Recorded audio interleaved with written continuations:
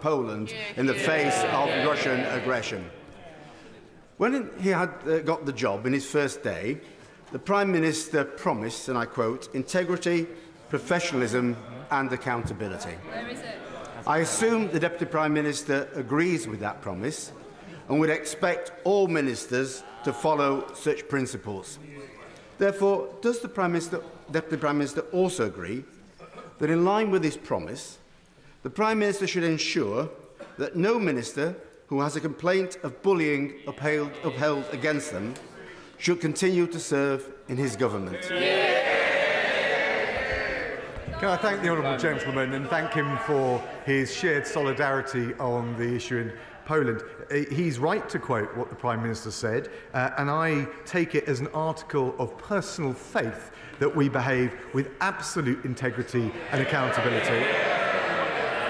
I am confident that I have behaved professionally throughout, but immediately I heard that 2 complaints had been made. I believe they were made yesterday. I was notified this morning. I immediately asked the Prime Minister to set up an independent investigation, and of course I will comply with it fully.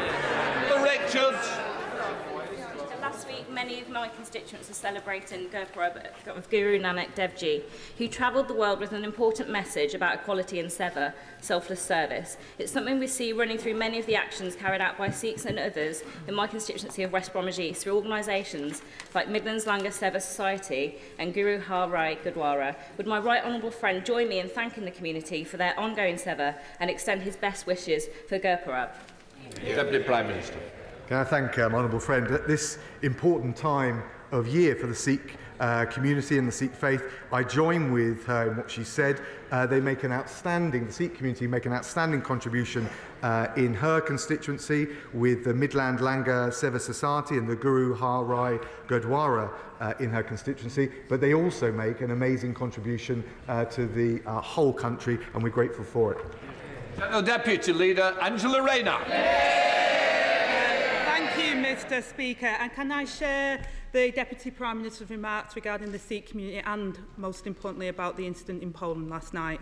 I know the whole House stands united in our support for the Ukrainian people and sends condolences for the tragic loss of life. And Britain has an unshakable commitment to NATO and our allies, including Poland. The government has rightly requested we establish the facts and avoid unhelpful speculation, so I understand that the Deputy Prime Minister might not be able to go further today.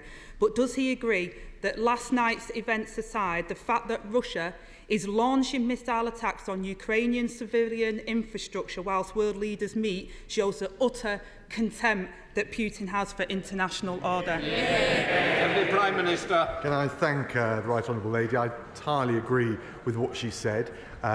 President Putin started this war, and whatever the determination made in relation to the events yesterday, they result, whether directly or indirectly, from the unlawful aggression perpetrated by the Russian government, and that's why the Prime Minister is out at the G20 rallying support, making sure we wean ourselves off energy dependence on Russia, making sure we make sure we've got the energy supply from other parts of the world, and I agree with what she said 100%.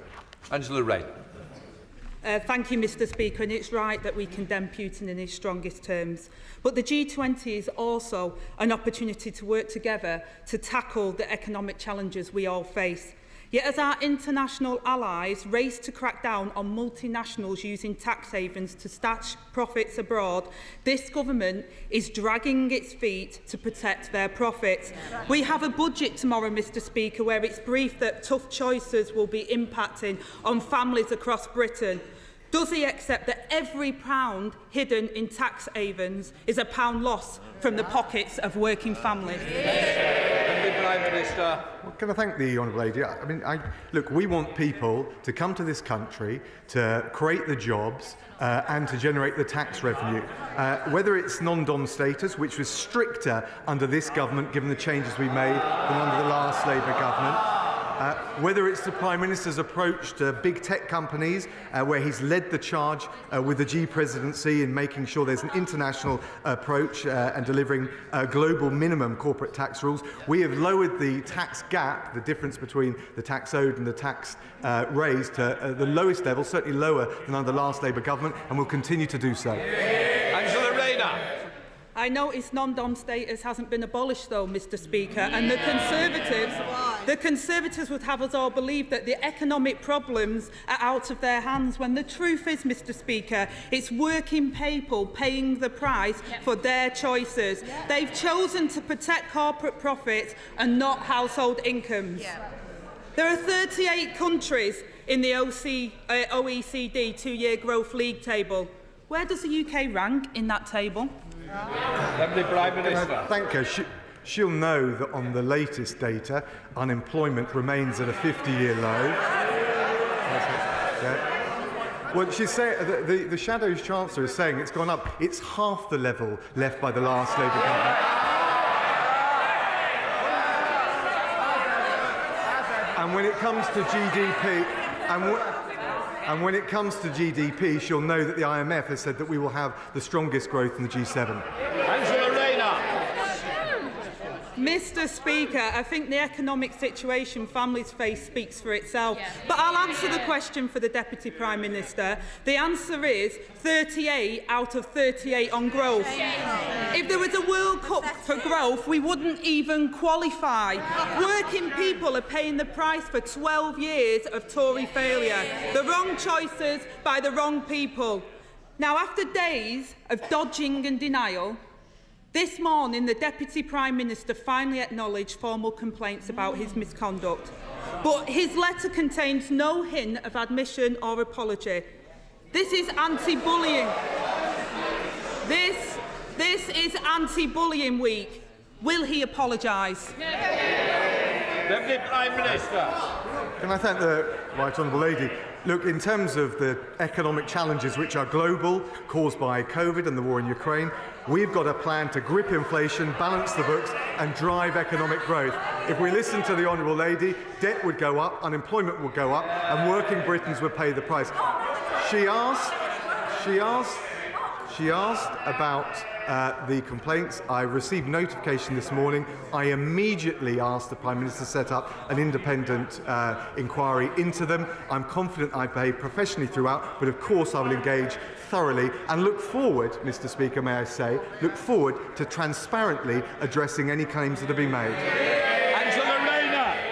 So, Mr Speaker, let me get this straight. He has had to demand an investigation into himself because the Prime Minister is too weak to get a grip. A Prime Minister in office less than a month, with a disgraced Cabinet Minister resigned with his good wishes, the Home Secretary who breached the ministerial code and risked national security still clings on, and now the Prime Minister defends his deputy whose behaviour has been described as abrasive, controlling and demeaning. With junior staff, Mr Speaker, too scared to even enter his office.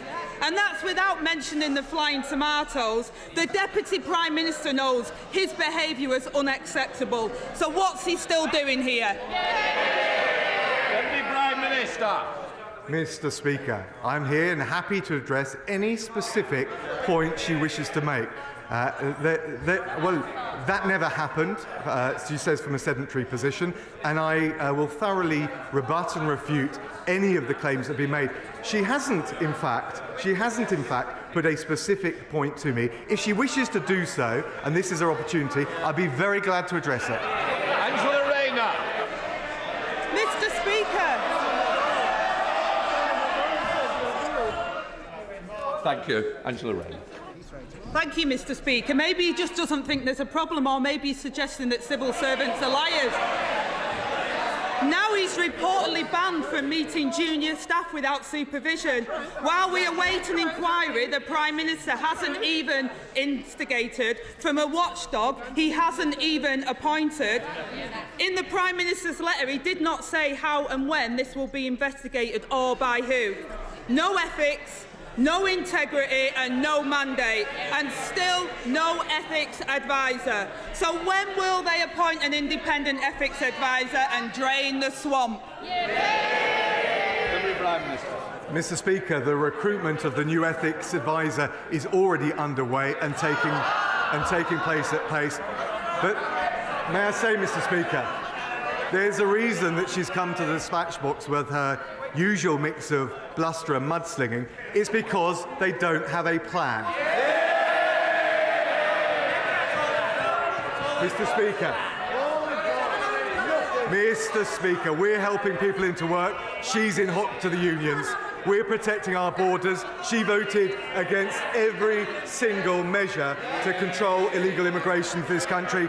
We're delivering cleaner growth and energy security. She wants to send billions in reparation payments abroad. The British people want a government that can deal with the real challenges, and they're not up to it. Lucy Allen. Thank you, Mr. Speaker. Hope House Children's Hospice provides dedicated end-of-life care to children from Telford and across Shropshire. This Sunday, Hope House is holding an online fundraiser called the Big Night In, and they aim to beat last year's target of £500,000. Among the fabulous prizes are premium tickets to the Telford Steam Railway Polar Express. Lucky winners will enjoy a Christmas adventure to the North Pole, complete with hot chocolate, cookies, golden tickets, and the first gift of Christmas from Santa, which is the reindeer's silver bell. Please will the Deputy Prime Minister log on to Hope House Children's Hospice Big Night In this Sunday, and if he's lucky enough to win a pair of tickets to the Telford Polar Express, I should be delighted to go to the North Pole with him. Some might want you to go there, be careful. Can I thank my honourable friend and congratulate her and Hope House Children's Hospice for the amazing work they do. I've been working very closely with Shooting Star Child Hospices, which is a similar organisation in my constituency. If she ever gets bored of the trains, I jumped out of an aeroplane at 15,000 feet to raise money for Shooting Star. She'd find it a thoroughly enjoyable experience. Deputy Leader of the SNP, Kirsten Oswald. Thank you, Mr. Speaker. And can I associate myself and my colleagues with the remarks made about the immense contribution of our Sikh communities? Mr. Speaker, the SNP extend our full support and condolences this morning to Poland following the death of two civilians last night. And while a full investigation is ongoing, we reiterate our calls for Russia to end its brutal war of aggression against Ukraine. Mr. Speaker, yesterday the Prime Minister was asked 6 different times to apologise for the disaster of the Tory mini-budget and the financial crisis it caused. And all 6 times he refused to say sorry. And now, this morning, people are waking up to the news that this Christmas they will be hit with the worst inflation in 41 years. So will the Deputy Prime Minister stand up today and do what his boss wouldn't? Will he say sorry? Deputy Prime Minister. Can I thank the Honourable Lady for what she said, both about Poland, but also about the importance of our solidarity with the international community against the appalling illegal invasion by Russia of Ukraine. Look, in terms of inflation, clearly that is a problem. I think as Chancellor and now as Prime Minister, and for months, it has been this Prime Minister who has been making clear that it is the #1 economic challenge we face. We've got a plan to grip inflation, to balance the books, to drive economic growth, and my right honourable friend, the Chancellor, will be making a statement tomorrow, the autumn statement, which will set out our plan to take the Scottish people and everyone across the United Kingdom through these challenges. Oswald. Thank you, Mr. Speaker. Mr. Speaker, if they can't even say sorry for the mess that they've made, what hope do we have of them fixing it? Because let's be clear, tomorrow's budget is imposing austerity 2.0 on all of our constituents. That is the political choice that the Tories are making. But there are always different and better choices. Only this week, the Scottish Child's Payment rose to £25 a week. That's a 150% increase in 8 months, and it will help 400,000 children. So if the Tories won't say sorry for the mess that they have made, will they at least make the right choice for once? Will his government join the fight against child poverty tomorrow, follow the lead of the Scottish Government and match the Scottish child payments? Deputy Prime Minister. The Honourable Lady will know that we are facing challenges that are faced all around the world because of COVID, because of the war in Ukraine. We've seen rising inflation in Germany, in the Eurozone, in the US, but the reality is this Prime Minister and this Chancellor have a plan. We're going to have more details set out in the autumn statement, but of course the UK Government will continue to work with the Scottish Government collaboratively to safeguard and protect the most vulnerable right across the United Kingdom, and I think that's what the Scottish people expect. Belper Mills in my mid-Derbyshire constituency are in a state of disrepair. The community is hugely worried about their future. It matters not just for my constituents but for the whole country because the mills are part of the UNESCO World Heritage Site in the UK. If appropriate redevelopment is not agreed soon, the site risks losing its World Heritage Site status. Will my right honourable friend confirm that the government will pay close attention to this case in order to ensure that we do not lose our World Heritage status? And will he come with me to visit the mill and discuss potential solutions with local people? Prime Minister. Can I thank my honourable friend for her campaigning on this? And yes, of course, we will continue to monitor the condition of Belper Mills and the planning applications. I think the best I can say is we strongly encourage all the local bodies, whether it's the council, the applicant, to continue to work together because, above all, her constituents will want to continue to celebrate the proud and rich tradition represented by Belper. Sir Geoffrey Donaldson. The Prime Minister will join me in welcoming the comments yesterday by the Foreign Secretary to the European Scrutiny Committee that securing Northern Ireland's place within the Union will be the priority of the Government in the negotiations with the European Union on the Northern Ireland Protocol. One of the benefits of that union is the support that the Government of the United Kingdom is providing to households and businesses across the entire country to tackle the cost of living crisis. Will the Deputy Prime Minister assure me that the £400 energy support payment that is due to be made to households in Northern Ireland will be announced as soon as possible? Deputy Prime Minister. Yeah, I thank the honourable gentleman. Absolutely what he said about securing Northern Ireland within the constitutional economic integrity of the UK is absolutely vital. The Prime Minister has been very clear upon that, as well as the Foreign Secretary. And of course, the Chancellor will be saying more on the economic measures and the particular fiscal measures he referred to tomorrow. Sir Edward Lee. Even if an illegal migrant is stopped on a French beach, as no one is ever arrested, he will simply come back the next day. Will the Deputy Prime Minister ensure that we remove all pull factors for illegal migration by using his new Bill of Rights to ensure that we have the legal power to arrest and deport and detain illegal migrants, and, for instance, have a review about a national identity card so that people just don't vanish and they never ever get deported?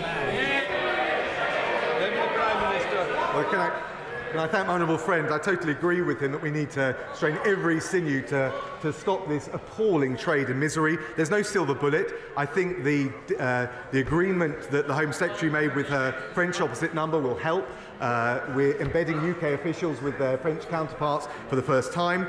He's right that the Bill of Rights can help as well, not least in preventing interim orders from the Strasbourg Court from being recognised in the UK courts.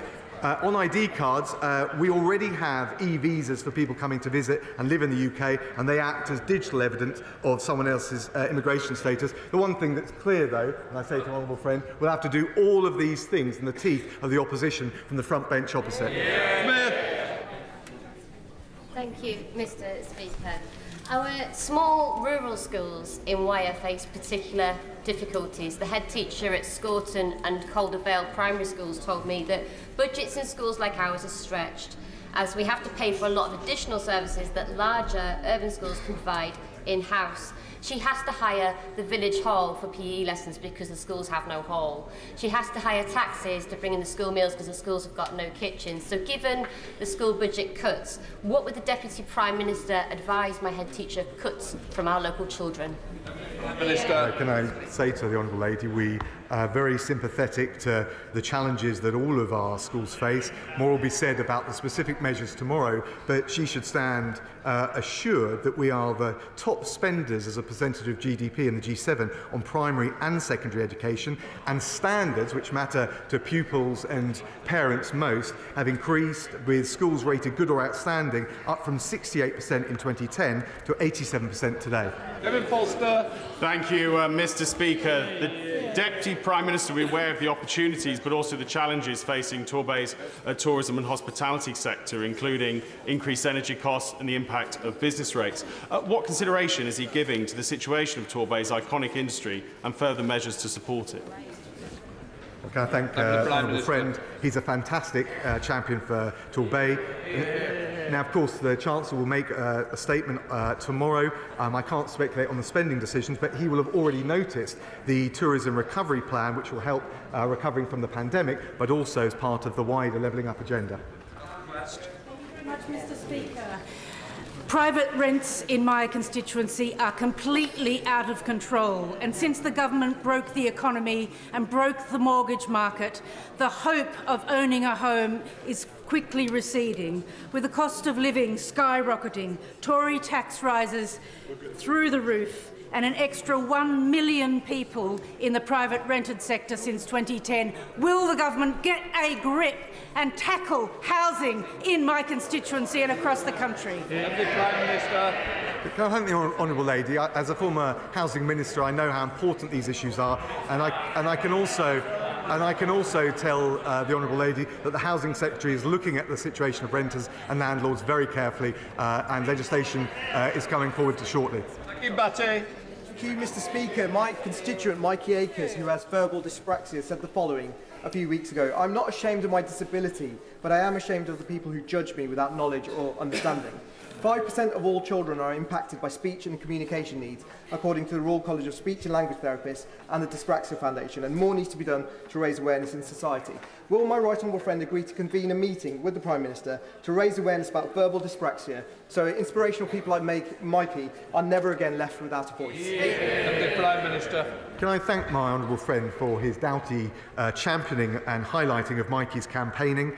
All children and young people should receive the support they need to make the very best of all their talents and potential.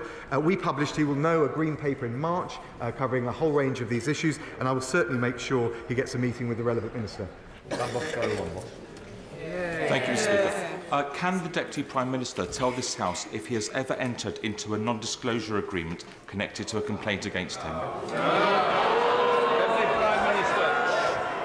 He's referring to an employment dispute that was settled before I entered the House. It wasn't an NDA, but it did involve a confidentiality clause, which was standard at the time. Thank you, Mr Speaker.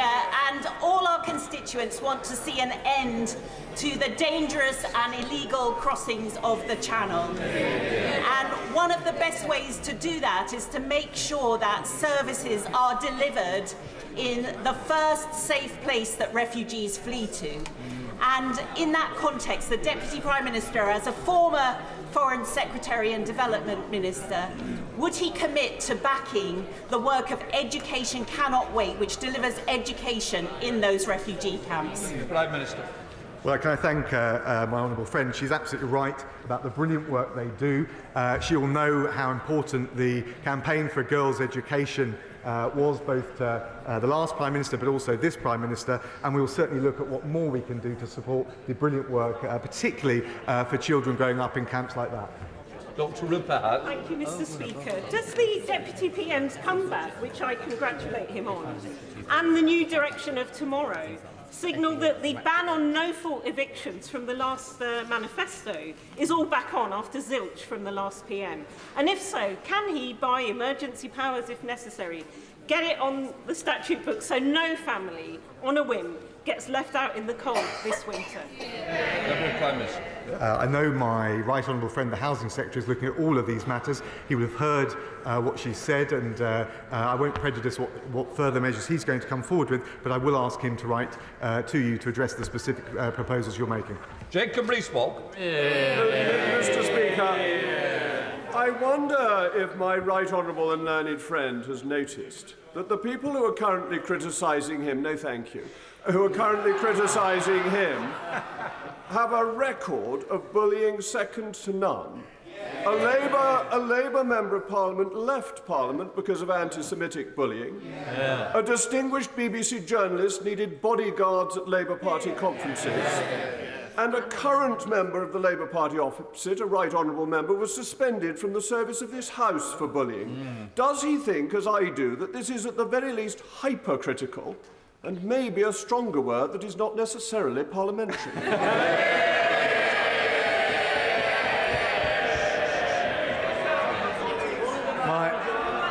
My right honourable friend makes his point in his usual inimitable way. All I will say is I think it's important that we all take responsibility for our actions, and that's precisely what I've done today. Rebecca Long-Bailey. Thank you, Mr Speaker. A 1958 instruction from Whitehall ordered medics to take blood samples regularly from exposed veterans during nuclear weapons tests. However, I've been made aware that many veterans and their families have reported being unable to obtain these test results, and so denied the ability to make any sense of what they, and in some cases their families, suffered. So can the Secretary investigate and inform me of the legal rights of these men in obtaining their medical records, and will he undertake to ask the Prime Minister to order these medical files be opened to veterans and the UK Health Security Agency immediately? Deputy Prime Minister. Can I thank the Honourable Lady? She's been a consistent champion on this issue, and I recognise and pay tribute to her for that. My understanding is that the information is available to veterans and their families who may request details of their service and medical records, but if she would like to write to me, I will make sure on the more specific point she made, she gets an adequate answer. Thank you, Mr Speaker. I rise not to perpetuate partisanship nor parrot party lines, but merely to amplify the sentiments of the honourable lady for Salford and Eccles. The brave servicemen who did so much so long ago to ensure our safety, the nuclear test veterans, were recognised by former Prime Minister David Cameron, and in a meeting with the honourable lady and I, by the former Prime Minister, the member for Uxbridge. Will this Deputy Prime Minister and our new Prime Minister recognise them too, not only by doing what the Honourable Lady has asked for, but by giving them the service medal they so richly deserve, and we owe them? Deputy Prime Minister. Well, my right honourable friend is absolutely right, and we should forever be grateful to all those service personnel who participated in the British nuclear testing programme. I can tell him and I can reassure him we have asked officials to look again at recognition with medals, and any recommendations will be announced in the usual way. Judith Cummins. Thank you, Mr Speaker. 7 years ago, in my first PMQs, a Conservative Prime Minister told me to stop griping and get behind his rail investment plans. A few weeks ago, the new Business Secretary said there really wasn't much point in going ahead with Northern Powerhouse Rail. Time and time again, Mr Speaker, Tory Prime Ministers have promised NPR only to break their promises.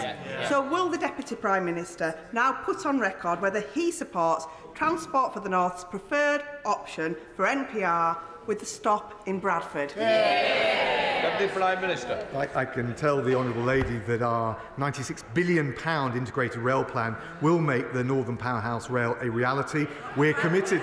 We're committed to the project. The precise details will be set out in due course. Peter Byrne. If migrants who crossed the Channel from France illegally were immediately returned to France, it would stop illegal migration in this country. It would break the economic model of the people smugglers. And perhaps more importantly, it would stop thousands and thousands of people descending to northern French cities, which would be to the benefit of the French. So, Mr Speaker, when the Prime Minister spoke to the French President, was a returns policy discussed? And if so, what was? the Prime Minister? What was the President's response?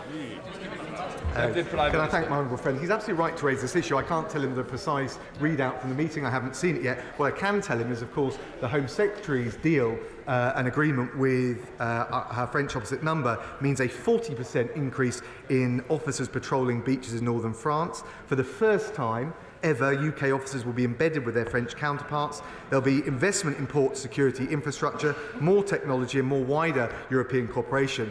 We have taken all of these measures and all in the teeth of the opposition of the front bench opposite. They've opposed every single measure that we've taken to stop illegal immigration, including things where you'd think there was cross-party consensus, like life sentences for those traffickers that prey on human misery. Mr Speaker, it's not trade unions who have run public services to the ground, it's the Tories. It's not asylum seekers fleeing war and famine who are inflaming tensions, it's the Tories. And it's not those in low-paid jobs who are trashing the economy. Again, it's the Tories. So can the Deputy Prime Minister inform the House when this Tory government will finally accept responsibility for their economic, social and political mismanagement rather than blaming everyone else? Deputy Prime Minister. Well, Mr Speaker, it's not a matter of blaming anyone, it's a matter of the team effort, the shared endeavour, working with the Scottish Government to make sure we get a grip on inflation, the #1 priority. And it's got to be said, if the Honourable Lady takes the position that we agree with inflation-busting pay rises, as difficult as these decisions are, we will only see inflation stay and prolong for longer. That will hurt the most vulnerable in our communities, whether it's in Scotland or across the rest of the UK. We have a brilliant Home Secretary, but the Deputy Prime Minister will be aware of a wicked, ambitious bullying campaign led by the opposition to get us sacked over the past 4 weeks or so. So can the Deputy Prime Minister please reassure me and the people of Ashfield that the Home Secretary will be given all the tools that she needs to solve the migrant crisis and keep the bully boys out of number 10?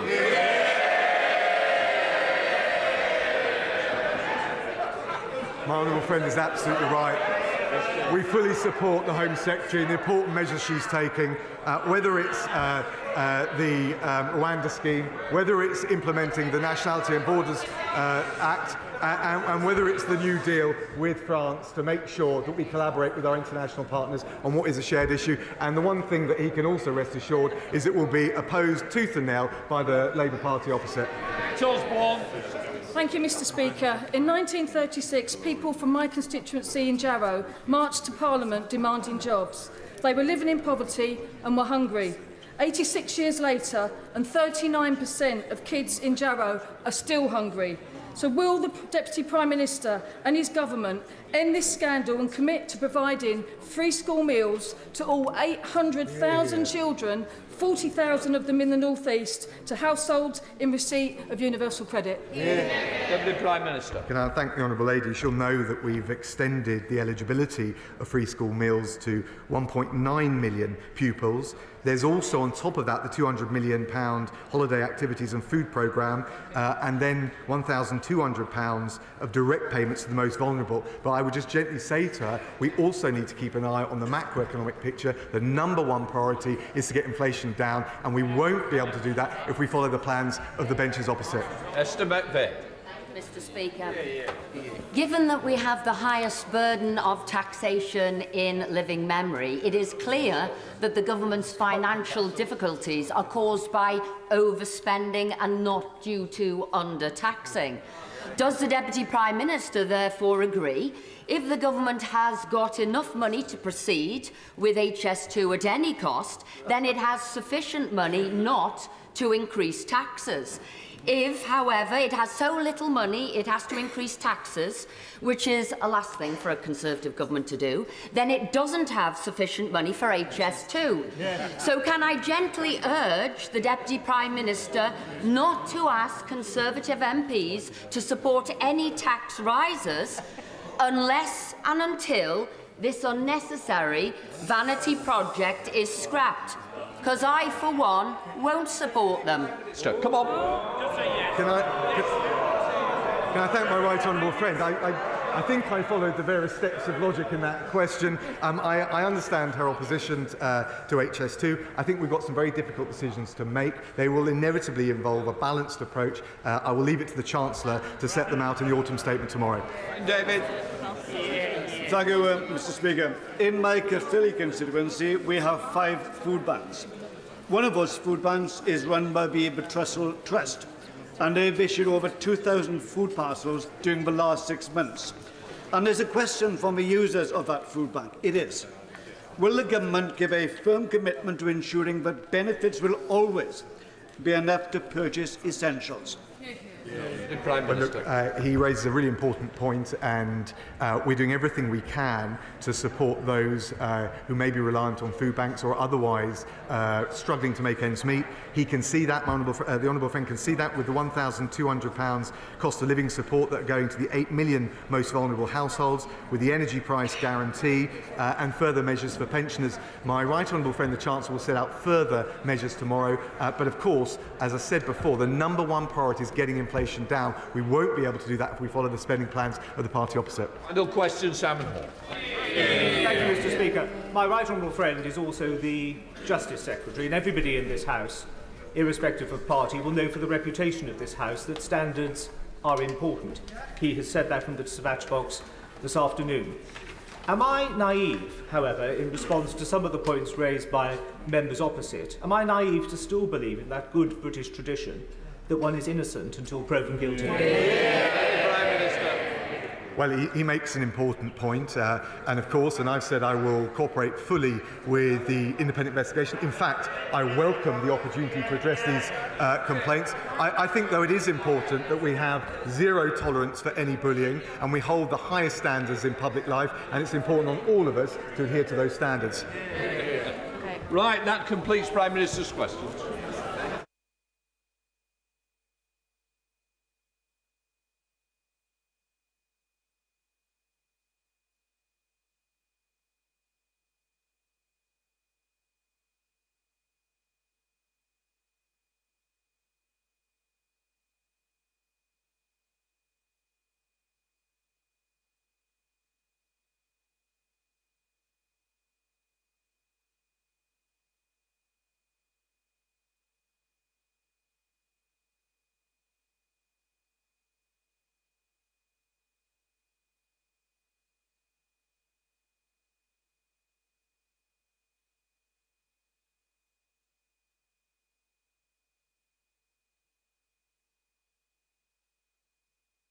Right, let us start with the urgent question.